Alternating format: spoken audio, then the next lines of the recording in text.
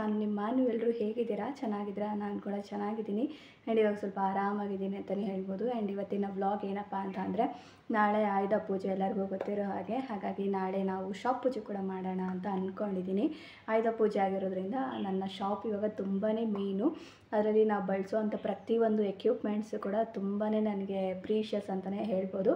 So ಹಾಗಾಗಿ ಆಯುಧ ಪೂಜೆ ಆಗಿರೋದ್ರಿಂದ ನಾಳೆ ಶಾಪ್ ಪೂಜೆ ಮತ್ತು ಮನೇಲಿ ಮಾಮೂಲಿ ದೇವ್ರ ಪೂಜೆ ಎಲ್ಲ ಮಾಡಬೇಕಲ್ಲ, ಹಾಗಾಗಿ ಇವತ್ತಿನ ಅದೊಂದು ಪ್ರಿಪ್ರೇಷನ್ ವ್ಲಾಗ್ನ ನಿಮ್ಮ ಜೊತೆ ಶೇರ್ ಮಾಡ್ತಾಯಿದ್ದೀನಿ.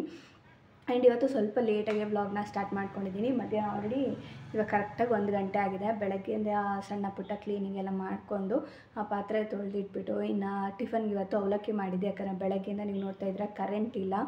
ಸೊ ನನಗಂತೂ ಹೆಂಗಾಗ್ಬಿಟ್ಟಿತ್ತು ಅಂತಂದರೆ, ನಾನು ವೀಡಿಯೋ ಕೂಡ ಅಪ್ಲೋಡ್ ಮಾಡಬೇಕಾಯಿತು.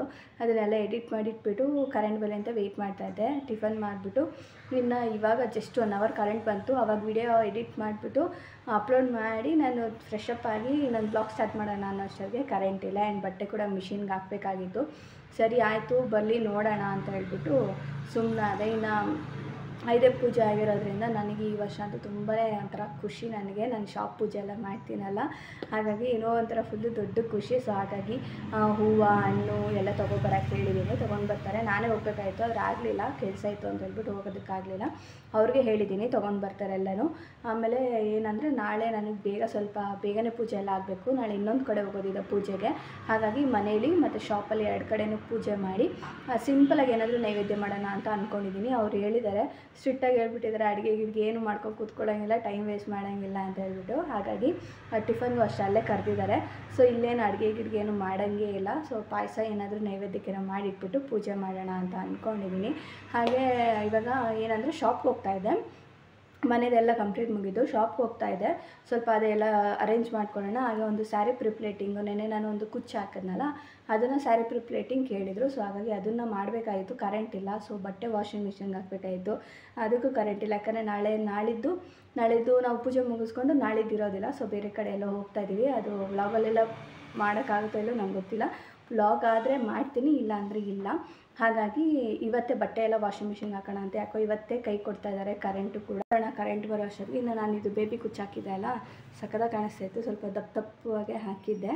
ಈ ಸ್ಯಾರಿನೇ ಪ್ರಿಪ್ಲೇಟಿಂಗ್ ಕೇಳಿದ್ದಾರೆ ಅವರು, ನಾಳೆ ಪೂಜೆಗೆಲ್ಲ ಹಾಕ್ಕೊಳ್ಳಿಕ್ಕೆ ಅಂತ ಹೇಳ್ಬಿಟ್ಟು. ಹಾಗಾಗಿ ಇನ್ನು ನಾನು ನಾಳೆ ಪೂಜೆಗೆ ಅಂತ ಹೇಳ್ಬಿಟ್ಟು ನಾನು ಒಂದು ಸ್ಯಾರಿನ ಇನ್ಸ್ಟಾಗ್ರಾಮಿಂದ ಕಳಿಸ್ಕೊಟ್ಟಿದ್ರು ನನಗೆ. ಅದನ್ನೇ ಬ್ಲೌಸ್ನ ಸ್ಟಿಚ್ ಮಾಡಿಸಿ ಇಟ್ಕೊಂಡಿದ್ದೀನಿ. ಆ್ಯಂಡ್ ಇದು ಬಂದು ಫ್ಯಾನ್ಸಿ ಸ್ಯಾರಿ. ಇದ್ರ ಕಂಪ್ಲೀಟ್ ಡೀಟೇಲ್ಸ್ನ ನಾನು ನೆಕ್ಸ್ಟ್ ಹಬ್ಬದ ಒಂದು ನಾಳೆ ಆಯುಧ ಪೂಜೆ ಅಲ್ವಾ, ಅವತ್ತು ಹಾಕ್ಕೊಂಡಿರ್ತೀನಲ್ಲ, ಅವತ್ತಿನ ವ್ಲಾಗಲ್ಲಿ ಕಂಪ್ಲೀಟ್ ಡೀಟೇಲ್ಸ್ನ ಕೊಡ್ತೀನಿ. ಇವಾಗ ಜಸ್ಟು ಬ್ಲೌಸ್ ಇವಾಗ ಬಂತು, ಸ್ಟಿಚ್ ಮಾಡಿ ಕೊಟ್ಟರು, ತೊಗೊಂಡು ಬಂದಿದ್ರು. ಹಾಗಾಗಿ ಹಾಗೆ ತೋರಿಸೋಣ ಅಂತ ಹೇಳ್ಬಿಟ್ಟು ಇದು ಫ್ಯಾನ್ಸಿ ಸ್ಯಾರಿ. ಸೊ ಇನ್ಸ್ಟಾಗ್ರಾಮ್ ಪೇಜಿಂದ ಕಳಿಸ್ಕೊಟ್ಟಿದ್ರು ನನಗೆ. ಹೇಳಬೇಕು ಅಂದರೆ ದಸರಾ ಹಬ್ಬಕ್ಕಿಂತ ಮುಂಚೆನೇ ಬರಬೇಕಾಯಿತು. ಆದರೆ ಅವ್ರ ಲೊಕೇಶನ್ ತುಂಬಾ ದೂರ ಇರೋದ್ರಿಂದ ನಮ್ಮನೆ ಲೊಕೇಶನ್ನಿಗೆ ಬಂದಿದ್ದು ತುಂಬ ಲೇಟು. ಅದಾದಮೇಲೆ ನಾನು ಬ್ಲೌಸ್ ಸ್ಟಿಚಿಂಗ್ ಕೊಟ್ಟೆ.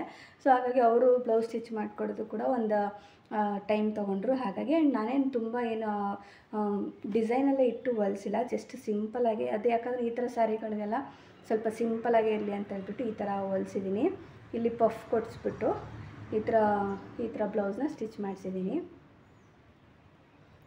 ತುಂಬ ಸಿಂಪಲಾಗಿ ಪಫ್ ಕೊಟ್ಬಿಟ್ಟು ಡಿಸೈನ್ ಮಾಡಿಸಿ ಇಕ್ಕಿದ್ದೀನಿ. ಆ್ಯಂಡ್ ಅವ್ರದ್ದು ಪೇಜು ಪ್ರತಿಯೊಂದು ಡೀಟೇಲ್ಸ್ನು ಕೂಡ ನಾನು ನಾಳಿನ ಒಂದು ವ್ಲಾಗಲ್ಲಿ ನಾನು ನಿಮ್ಮ ಜೊತೆ ಶೇರ್ ಮಾಡ್ತೀನಿ. ಆವಾಗ ಅವ್ರಿಗೆ ಹೆಲ್ಪ್ ಆಗುತ್ತೆ ಅಂತ ಹೇಳ್ಬಿಟ್ಟು ಇನ್ಸ್ಟಾಗ್ರಾಮಲ್ಲೂ ಕೂಡ ಶೇರ್ ಮಾಡಿರ್ತೀನಿ. ಆ್ಯಂಡ್ ಇದೊಂದು ಕಲರ್ ಕಾಂಬಿನೇಷನ್ ಕೂಡ ಚೆನ್ನಾಗಿದೆ. ಡಾರ್ಕ್ ಪರ್ಪಲ್ಗೆ ಒಂಥರ ಲೈಟ್, ಇದೊಂಥರ ಯಾವ ಕಲರ್ ಇದೆ ಅಂದರೆ ಗ್ರೀನ್ ಅಲ್ಲ, ಒಂಥರ ಬೇರೆ ಕಲರ್ ಇದೆ. ಸೊ ಹಾಗಾಗಿ ಕಲರ್ ಕಾಂಬಿನೇಷನ್ ಚೆನ್ನಾಗಿದೆ. ಈ ಸ್ಯಾರಿನ ವೇರ್ ಮಾಡ್ತಾಯಿದ್ದೀನಿ. ಸೊ ಇವಾಗ ಇಷ್ಟು ಅಪ್ಡೇಟ್. ಆ್ಯಂಡ್ ಕರೆಂಟ್ ಬಂದರೆ ನಾನು ಶಾಪ್ಗೆ ಹೋಗಿ ಅದನ್ನು ಪಿನ್ ಮಾಡಬೇಕು, ಐರನ್ ಮಾಡಿ ಫೋಲ್ಡ್ ಮಾಡಿ ಸಂಜೆ ಕೊಡಬೇಕು. ಒಂದು 6-6:30 ಹಂಗೆ ಫಾರ್ಮ್ ಹತ್ರ ಹೋಗಿ ಕೊಡಬೇಕು. ನೋಡೋಣ ಕರೆಂಟ್ ಬರಲಿ ಅಂತ ವೆಯ್ಟ್ ಮಾಡ್ತಾಯಿದ್ದೀನಿ. ಇಲ್ಲಾಂದರೆ ಶಾಪ್ಗೆ ಓಪನ್ ಮಾಡಿಬಿಟ್ಟು ಅದನ್ನು ಅಟ್ಲೀಸ್ಟ್ ಪಿನ್ ಆದರೂ ಮಾಡಿ ಇಟ್ಕೊಂಡ್ರೆ ಆಮೇಲೆ ಬೇಕಾದ್ರೆ ಕೊಡ್ಬೋದು. ಸೊ ಪಿನ್ ಆದರೂ ಮಾಡಿ ಇಟ್ಕೊಳ್ಳೋಣ. ಬನ್ನಿ ಕಂಟಿನ್ಯೂ ಮಾಡ್ತೀನಿ. ಇನ್ನು ನಾನು ಕೂಡ ಅಂಗಡಿ ಪೂಜೆ ಮಾಡಬೇಕಲ್ಲ, ನಾಳೆ ಆಯುಧ ಪೂಜೆ ಆಗಿರೋದ್ರಿಂದ ನನ್ನ ಒಂದು ದೊಡ್ಡ ಆಯುಧ ಅಂದರೆ ನನ್ನ ಒಂದು ಮೇಕಪ್ ಏನಿದೆ, ನಾನು ಕಲ್ತಿರೋ ಅಂಥ ಐಟಮ್ಸ್ಗಳಾಗಿರ್ಬೋದು, ಈ ಅಂಗಡಿ ಮಾಡ್ಕೊಂಡಿರೋದಾಗಿರ್ಬೋದು, ಅದೇ ನನ್ನ ಒಂದು ದೊಡ್ಡ ಆಯುಧ ಆ್ಯಂಡ್ ಅದೇ ನನ್ನ ಒಂದು ಬಿಗ್ ಸ್ಟ್ರೆಂತ್ ಅಂತಲೇ ಹೇಳ್ಬೋದು, ನನ್ನ ಮೇಕ್ ಓವರ್. ಸೊ ಹಾಗಾಗಿ ಅದನ್ನು ಕೂಡ ಅಂಗಡಿ ಮಾಡಿದ್ಮೇಲೆ ಮೊದಲನೇ ವರ್ಷ ಇದು ನಾನು ಆಯುಧ ಪೂಜೆ ಮಾಡ್ತಾಯಿರೋದು. ತುಂಬ ಗ್ರ್ಯಾಂಡಾಗಿ ಏನು ಮಾಡ್ತಾಯಿಲ್ಲ, ಸ್ವಲ್ಪ ಸಿಂಪಲಾಗಿ ಮನೆ ಮಟ್ಟಿಗೆ ಮಾಡ್ಕೊಳ್ಳೋಣ ಅಂತ. ಯಾಕಂದರೆ ನೆಕ್ಸ್ಟ್ ಡೇ ನಂಗೆ ಸ್ವಲ್ಪ ಬೇರೆ ಕಡೆನೂ ಹೋಗೋದಿದೆ, ಅಲ್ಲೇ ಟೈಮ್ ಆಗಿಬಿಡುತ್ತೆ ಅಂತ ನಂಗೆ ಗೊತ್ತು, ಸಂಜೆ ಆಗಿಬಿಡುತ್ತೆ. ಹಾಗಾಗಿ ಬೆಳಗ್ಗೆನೇ ಪೂಜೆ ಮಾಡ್ಲಿಕ್ಕೆ ಹೋಗೋದಕ್ಕೆ ಇವತ್ತೇ ಅಂಗಡಿನೆಲ್ಲ ಕ್ಲೀನ್ ಮಾಡ್ಕೊಂಡು ಬಿಡ್ತೀನಿ. ನಾಳೆ ಏನೂ ಮಾಡೋದಿರಲ್ಲ, ಜಸ್ಟ್ ಪೂಜೆ ಒಂದು ಮಾಡ್ಕೊಂಡು ಹೋಗೋ ಥರ ಮಾಡ್ಕೊಳ್ಳೋಣ ಅಂತ. ಅದಕ್ಕಿಂತ ಮುಂಚೆ ಇವಾಗ ಶಾಪ್ ಓಪನ್ ಮಾಡಿಬಿಟ್ಟು ಕಸ ಗುಡಿಸ್ಬಿಟ್ಟು, ಇವಾಗ ಒಂದು ಸೀರೆ ಕೊಟ್ಟಿದ್ರು ನನಗೆ ಕುಚ್ಚಾಕೋದಕ್ಕೆ, ನಾನು ನಿಮಗೆ ತೋರಿಸಿದ್ನಲ್ಲ, ಅದನ್ನು ಪ್ರಿಪ್ಲೇಟ್ ಮಾಡಿಕೊಡಿ ಅಂತ ಹೇಳಿದರು. ಅವರು ಕೂಡ ಶಾಪ್ ಪೂಜೆ ಮಾಡ್ತಾರೆ, ಫ್ಯಾಕ್ಟ್ರಿ ಪೂಜೆ ಮಾಡ್ತಾರೆ. ಹಾಗಾಗಿ ಅವರು ಬೇಕು ಅಂತ ಹೇಳಿದರು. ಸರಿ ಆಯಿತು ಅಂತ ಹೇಳ್ಬಿಟ್ಟು ಮೊದಲು ಅವ್ರ ಸೀರೆನೇ ಅಲ್ಲಿ ಪ್ರಿಪ್ಲೇಟಿಂಗ್ ಎಲ್ಲ ಮಾಡಿ ಇಟ್ಬಿಟ್ರೆ, ಆಮೇಲೆ ನಾನು ಶಾಪೆಲ್ಲ ಸ್ವಲ್ಪ ಮೇಲ್ಮೇಲೆ ಮಾತ್ರ ಕ್ಲೀನ್ ಮಾಡ್ಕೊತೀನಿ. ಯಾಕಂದರೆ ಅವತ್ತು ನಾನು ಒಂದು ಸರ್ತಿ ಕ್ಲೀನ್ ಮಾಡ್ಕೊಂಡಿದ್ದೆ, ಇದನ್ನೆಲ್ಲ ಒರೆಸ್ಬಿಟ್ಟು ಎಲ್ಲ ಧೂಳಾಗಿತ್ತು ಅಂತ ಹೇಳ್ಬಿಟ್ಟು ಎಲ್ಲ ನೀಟಾಗಿ ಕ್ಲೀನ್ ಮಾಡ್ಕೊಂಡಿದ್ದೆ. ಸೊ ಹಾಗಾಗಿ ಇವಾಗ ಜಸ್ಟ್ ಮೇಲ್ಮೇಲೆ ಮಾತ್ರ ಕ್ಲೀನ್ ಮಾಡ್ಕೊಳ್ಳೋದಕ್ಕೆ ಅಂತ ಹೇಳ್ಬಿಟ್ಟು, ಅದಕ್ಕೇನು ಬೇಗ ಟೈಮ್ ಆಗಿಬಿಡುತ್ತೆ, ಒಂದು 10-20 ನಿಮಿಷ ಆಗಿಬಿಡುತ್ತೆ. ಹಾಗಾಗಿ ಅದಕ್ಕಿಂತ ಮುಂಚೆ ಅವ್ರ ಸೀರೆನ ಪ್ರಿಪ್ಲೇಟ್ ಮಾಡಿ ಇಟ್ಬಿಡೋಣ ಅಂತ ಹೇಳಿ ಮಾಡ್ತಾಯಿದ್ದೀನಿ. ಸೀರೆ ಮಾತ್ರ ತುಂಬಾ ಚೆನ್ನಾಗಿತ್ತು, ನೀವು ನೋಡ್ಬೋದು. ಆ ಕಲ್ಲರ್ಗಂತೂ ಎಷ್ಟು ಚೆನ್ನಾಗಿ ಕಾಣಿಸ್ತಾ ಇದೆ ಗೊತ್ತಾ, ಪಿನ್ ಮಾಡ್ತಾ ಇರಬೇಕಾದ್ರೆ. ಆ್ಯಂಡ್ ವೀಡಿಯೋ ನಾನು ಎಡಿಟ್ ಮಾಡಬೇಕಾದ್ರೂ ಅಷ್ಟೇ, ಆ ವೀಡಿಯೋಗೆ ಎಷ್ಟು ಚೆನ್ನಾಗಿ ಕಾಣಿಸ್ತಾ ಇತ್ತು ಆ ಸ್ಯಾರಿ ಅಂತ ಹೇಳ್ಬಿಟ್ಟು. ಚೆನ್ನಾಗಿತ್ತು. ಇದರ ಕಲರ್ ಕಾಂಬಿನೇಷನ್ಸ್ ತೊಗೊಂಡ್ರೆ ಚೆನ್ನಾಗಿರುತ್ತೆ. ಆ್ಯಂಡ್ ಅವ್ರಿಗೂ ಕೂಡ ಆ್ಯಂಡ್ ಅವಾಗವಾಗ ಈ ಥರ ಏನಾದರೂ ಆರ್ಡ್ರುಗಳು ಬಂದಾಗ ಇಲ್ಲ ಅಂತ ಹೇಳಲ್ಲ, ಮಾಡಿಕೊಟ್ಬಿಡ್ತೀನಿ. ಹಾಗೆ ತುಂಬ ಜನ ಹೆಣ್ಮಕ್ಳು ಕೇಳ್ತಾ ಇರ್ತೀರ, ಅಕ್ಕ ನೀವು ಈ ಕೆಲಸ ಕಲ್ತ ಮೇಲೆ ಪ್ರಾಫಿಟ್ ಇದೆಯಾ, ಕೆಲಸ ಮಾಡ್ಬೋದಾ ಅಂತ ಹೇಳ್ಬಿಟ್ಟು.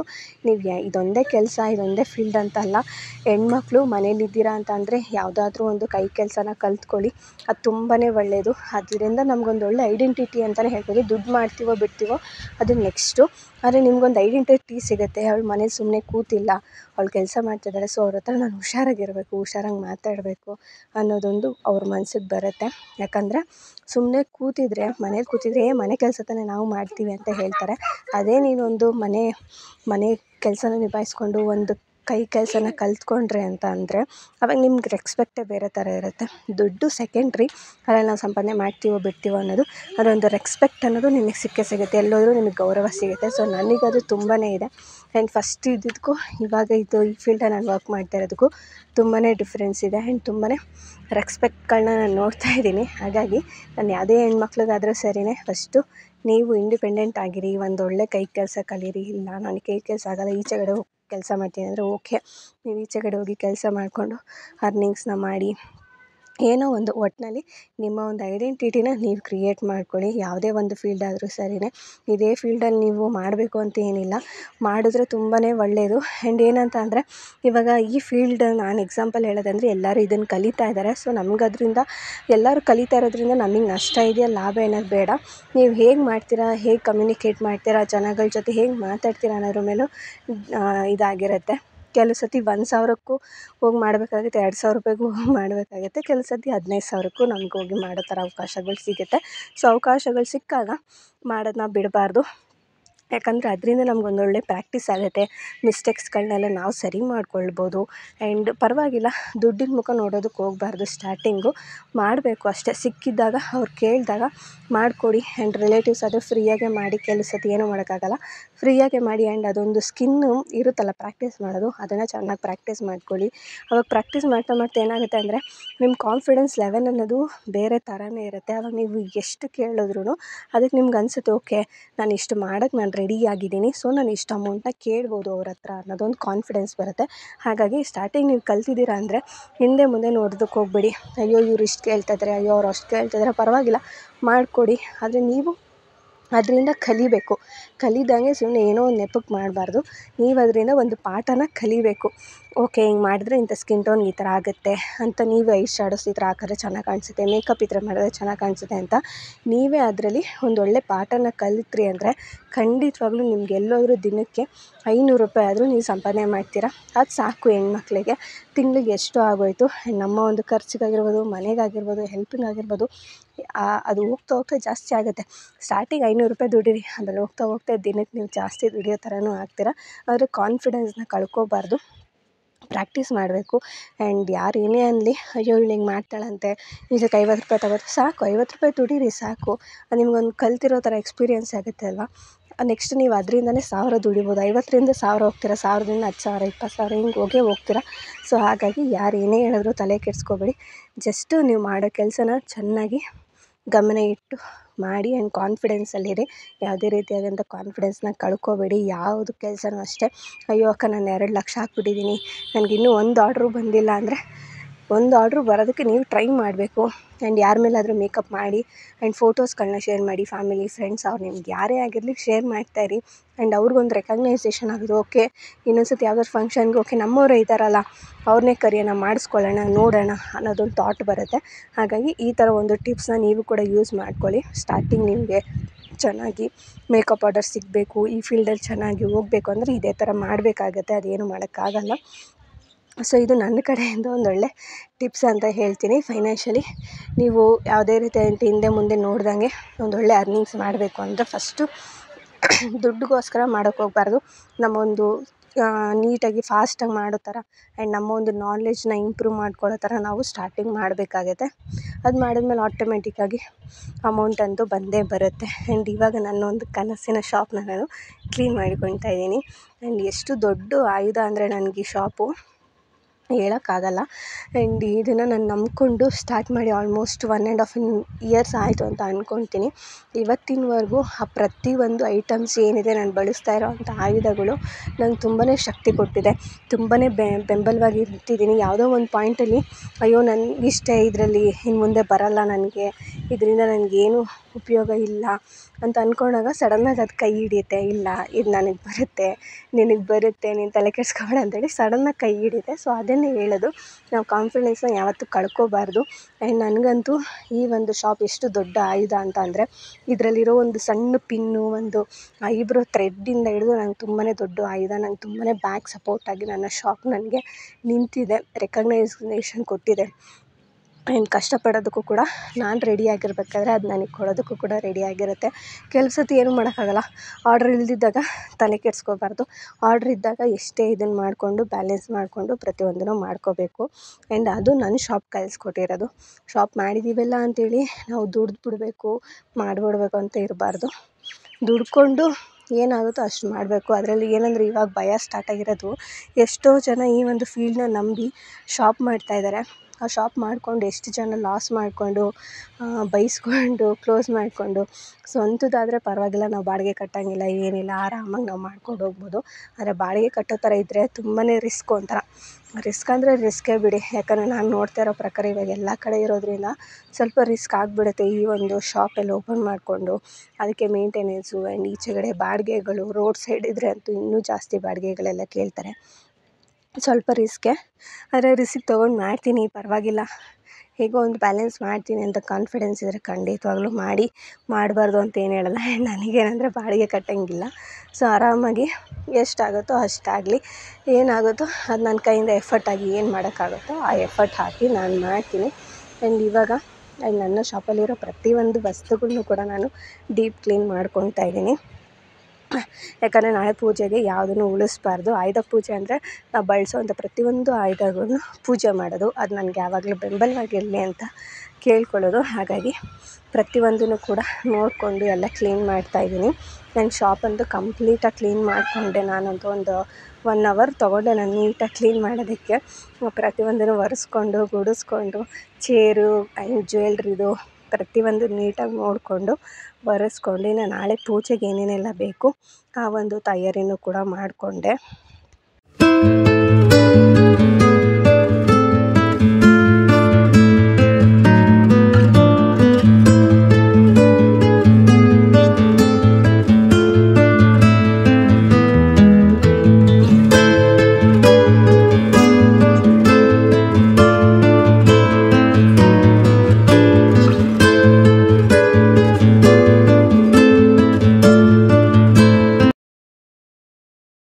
ಶಾಪಲ್ಲಿ ಕೆಲಸ ಎಲ್ಲ ಮುಗೀತು, ಏನಿಲ್ಲ, ಮನೇಲೂ ಕೂಡ ಏನಿಲ್ಲ. ಸೊ ಹಾಗೆ ಅವ್ರಿಗೆ ಸ್ಯಾರಿ ಕೊಟ್ಬಿಟ್ಟು ಬರೋಣ, ಪ್ಲೀಟಿಂಗ್ ಮಾಡಿದ್ನಲ್ಲ, ಕೊಟ್ಬಿಟ್ಟು ಬರೋಣ ಅಂತ ಹೇಳ್ಬಿಟ್ಟು ನಾನು ಇವಾಗ ಅಪ್ಪು ಇಬ್ಬರು ಹೋಗ್ತಾ ಇದ್ದೀವಿ. ಆಲ್ರೆಡಿ ಸಂಜೆ 5:15 ಆಯಿತು. ಸೊ ಹಾಗಾಗಿ ಎಲ್ಲ ಊಟ ಗೀಟ ಎಲ್ಲ ಮುಗಿಸ್ಕೊಂಡು ರೆಸ್ಟ್ ಮಾಡಿ, ಸೊ ಇವಾಗ ಹೋಗಿ ಅವ್ರಿಗೆ ಕೊಟ್ಬಿಟ್ಟು ಹಾಗೆ ಫಾರ್ಮ್ ಹತ್ರ ಹಸು ಫಾರ್ಮ್ ಹತ್ರನೂ ಕೂಡ ಹೋಗಿ ಬರ್ತೀನಿ. ನಾಳೆ ಅಲ್ಲೂ ಕೂಡ ಪೂಜೆ ಮಾಡ್ತಾರಲ್ಲ, ಅಲ್ಲಿಗೂ ಕೂಡ ಹೋಗ್ಬಿಟ್ಟು ಹಾಗೆ ಬರೋಣ ಅಂತ ಹೇಳ್ಬಿಟ್ಟು ಇನ್ನೂ ಅರ್ಧ ಗಂಟೆ ಟೈಮ್ ಇದೆ, ಆರಾಮಾಗಿ ಓಡಾಡ್ಕೊಂಡು ಬರೋಣ ಅಂತ. ಹೋಗೋಣ? ಎಲ್ಲಿಗೆ ಹೋಗೋಣ? ಸರಿ ನಡಿ. ಇನ್ನು ಹಾಗೆ ಅವ್ರಿಗೂ ಕೂಡ ಸೀರೆ ಕೊಟ್ಟು ಬಂದು ಮಾಡೋಣ, ಸಂಜೆ ಆಗೋಯ್ತಲ್ಲ ಅಂತೇಳಿ ಅಪ್ಪನ ಕರ್ಕೊಂಡು ಹೊರಟೆ. ಆ್ಯಂಡ್ ನಾವು ನಮ್ಮ ಫಾರ್ಮ್ ಹತ್ರ ಹೋಗ್ಬೇಕಾದ್ರಂತೂ ಸಿಕ್ಕಾಪಟ್ಟೆ ಚೆನ್ನಾಗಿರತ್ತೆ. ಬೆಳಕಾಗಿರ್ಬೋದು, ಆ ಒಂದು ವೀವ್ ಆಗಿರ್ಬೋದು ಸಖತ್ತಾಗಿರುತ್ತೆ. ತುಂಬ ಜನ ಹೇಳ್ತಾಯಿದ್ರಿ ಅಲ್ಲಿ ಹೋಗಿ ವೀಡಿಯೋಸ್ಗಳನ್ನ ಮಾಡಿ ಅಪ್ಲೋಡ್ ಮಾಡಿ ಅಂತ. ಆದರೆ ಸದ್ಯಕ್ಕೆ ನಾವು ಆ ಪರಿಸ್ಥಿತಿಲಿಲ್ಲ ಅಲ್ಲಿಗೆ ಹೋಗಿ ವೀಡಿಯೋ ಎಲ್ಲ ಮಾಡಿ ಇದು ಮಾಡೋ ಅಷ್ಟು. ಆದರೆ ಸದ್ಯಕ್ಕೆ ನಾನು ಹೇಳೋದಾದರೆ ಮಾಡ್ತೀನಿ ಖಂಡಿತವಾಗ್ಲೂ, ಅಲ್ಲಿಗೂ ಕೂಡ ಹೋಗಿ ವೀಡಿಯೋಸ್ ಎಲ್ಲ ಮಾಡ್ತೀನಿ. ಆ್ಯಂಡ್ ಅಪ್ಪು ಅಂತೂ ತುಂಬಾ ಎಂಜಾಯ್ ಮಾಡ್ತಾನೆ ಅಲ್ಲಿಗೆ ಹೋದರೆ. ಹಸುಗಳ ಜೊತೆ ಮಾತಾಡೋದೆಲ್ಲ ನಂದಿನಿ ಯಾರು? ನಂದಿನಿ ಅಲ್ಲವಳ? ಪರಿಮಳ ಹೇಳವಳೆ. ಮಂಗ್ಳೂರು ಬುಡ್ಡಿ ಈ ಕಡೆಗೆ ಬಾ. ಗುದ್ದಿತಾಳಮ್ಮ. ನೋಡ್ದಾ? ಹಾಂ, ಮಂಗ್ಳೂರು ಬುಡ್ಡಿ ಅವಳ ಹತ್ರಕ್ಕೆ ಹೋಗ್ಬೇಡ, ಅವಳು ಗುದ್ದಿತಾಳವಳು. ಅದು ಗುದ್ದಿಯಲ್ಲ, ಅದು ಇದು ಗುದ್ದಿತದೆ. ಅದು ಗುದ್ದಿಯಲ್ಲ, ಅದು ಚುಮ್ಕ. ಅದು ಅಷ್ಟೇ, ಅದು ಅಷ್ಟೇ, ಇದು ಅಷ್ಟೇ. ಹ್ಞೂ, ಇನ್ನೇನು ಗುದಿಯಕ್ಕೆ ಬಂದಿದ್ಲಲ್ಲ.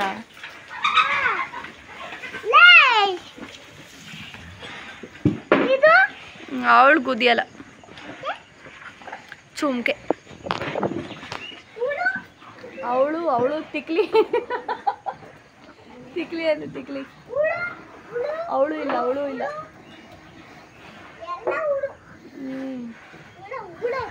ಹಾಗೆ ಈ ಒಂದು ವೀಡಿಯೋನ ಇಲ್ಲೇ ಎಂಡ್ ಮಾಡ್ತಾ ಇದ್ದೀನಿ. ಸಿಗ್ತೀನಿ ಮುಂದಿನ ವೀಡಿಯೋದಲ್ಲಿ. ಅಲ್ಲಿವರೆಗೂ take care, bye bye, thank you.